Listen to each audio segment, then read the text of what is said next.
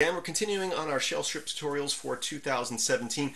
These are, I wouldn't call these advanced tutorials, but they're intermediate tutorials. I do have plenty of tutorials I've done over the years on beginner stuff. This is going to be a little bit of a review working with functions in shell scripts. It's something that I really should do more often. I very rarely actually write functions in my shell script.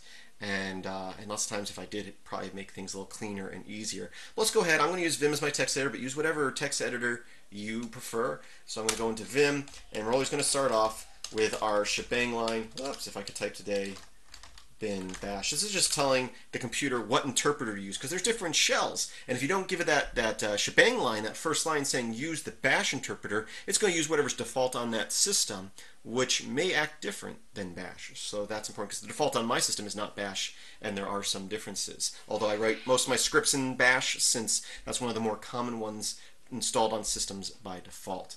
Anyway, moving on, we're going to create a function. So I'll just call it main1.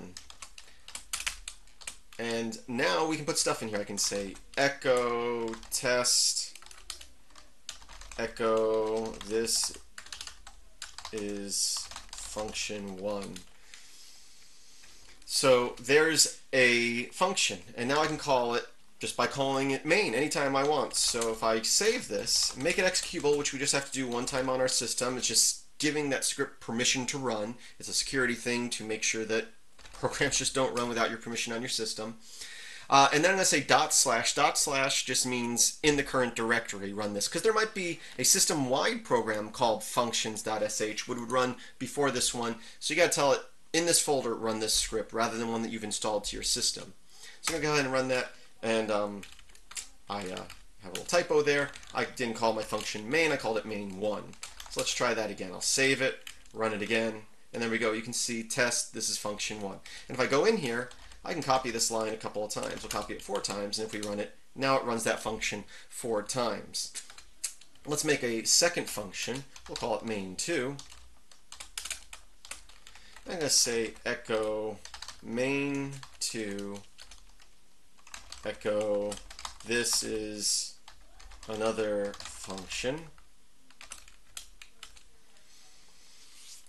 and we'll go ahead and save that. Oh, be good if I called that function. If I run it now, it's not going to run that function because we've loaded it but we didn't run it. But let's go ahead and do this. I'm going to run the main1 function once, then main2, and then main1 2 more times.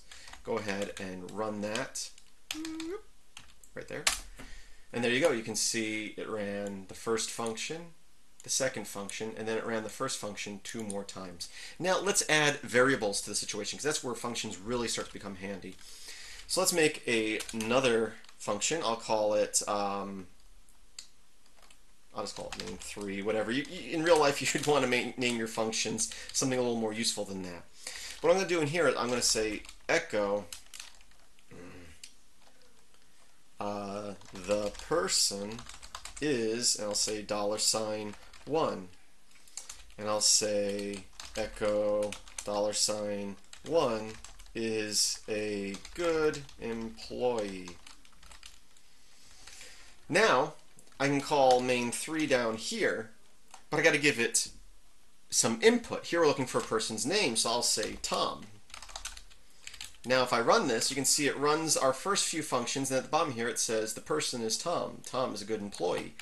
So what's useful about this, and we're doing a basic example of here, echoing something out, but you can put these variables into more elaborate functions that do a lot of stuff with them. But I can paste that a few times, and I can say Ron, oops, want that space there, Tim, and Bob. And now I can run this, and you can see it says that the person is Tom. Tom's a good employee. The person is Ron. Ron is a good employee.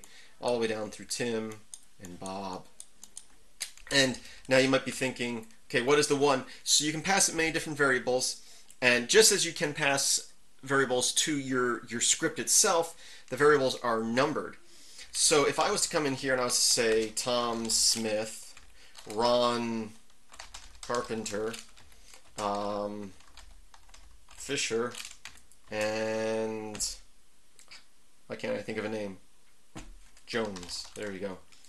Now if I do that, you're going to notice it doesn't print any of those last names.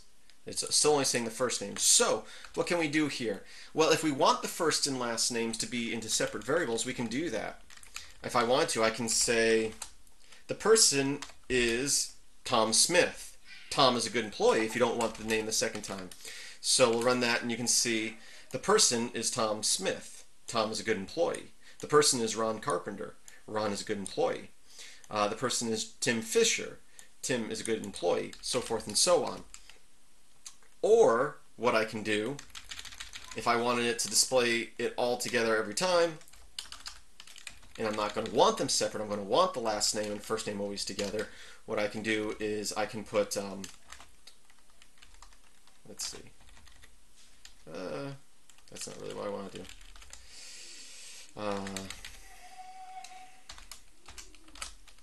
Like so, and then I'll just put this there. So now, since I put quotations, just like we talked about in the arrays in the last video, these are considered one item, one set of information. So the number 1 is going to be the first name and last name. So now I can run that again, and you can see the person is Tom Smith. Tom Smith is a good employee. The person is Ron Carpenter. Ron Carpenter is a good employee, so forth and so on. So that's just a quick look at functions and passing them variables. And we're going to actually use the arrays from the last video and the functions from this video to build upon in the